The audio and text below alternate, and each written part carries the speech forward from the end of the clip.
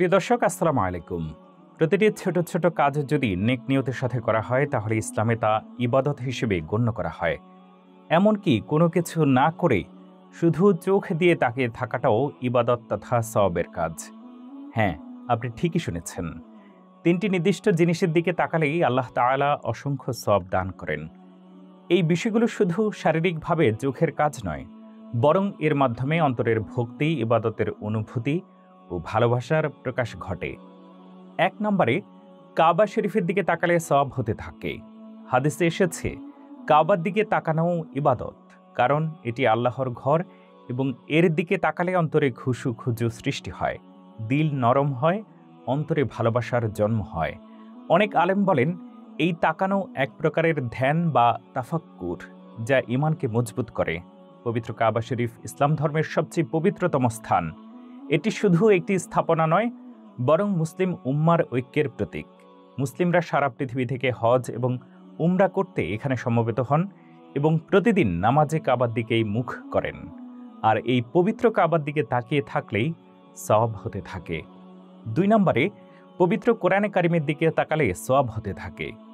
পবিত্র কোরআনে কারিম কেবল পাঠ করার জন্য নয়, বরং এর দিকে তাকিয়েও সওয়াব অর্জন করা যায়। হাদিসে বলা হয়েছে, যে ব্যক্তি মুশাফ খুলে পড়ে বা শুধু তাকিয়ে থাকে তাকেও সওয়াব দেওয়া হয়।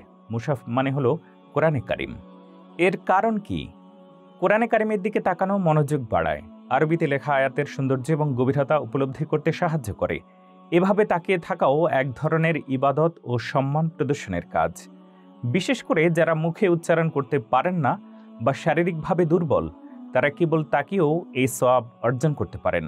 ৩ নম্বরে, পিতামাতার চেহারার দিকে তাকানো অত্যন্ত সওয়াবের কাজ। বাইহাকী শরীফের হাদিসে এসেছে, যে ব্যক্তি মমতা ও দয়া নিয়ে পিতামাতার মুখের দিকে তাকায়, আল্লাহ তাআলা তাকে হজের সমান সওয়াব দান করেন। এটি শুধু তাকানো নয়, বরং সেই দৃষ্টির ভেতরে থাকা ভালোবাসা, শ্রদ্ধা ও দায়িত্ববোধই এই সওয়াবের কারণ। ইসলামে পিতামাতার মর্যাদা অপরিসীম। আল্লাহ পবিত্র কোরআনে তাদের প্রতি সদ্ব্যবহার করার জন্য একাধিকবার নির্দেশ দিয়েছেন। শুধু তাদের সেবা করাই নয়, বরং ভালোবাসা ভরে তাদের মুখের দিকে তাকানোও ইবাদতের অন্তর্ভুক্ত করেছেন। ইসলামের সৌন্দর্য এখানেই। এটি জীবনকে এমনভাবে গড়ে তোলে যেখানে প্রতিটি কাজেই থাকে আখিরাতের প্রস্তুতি।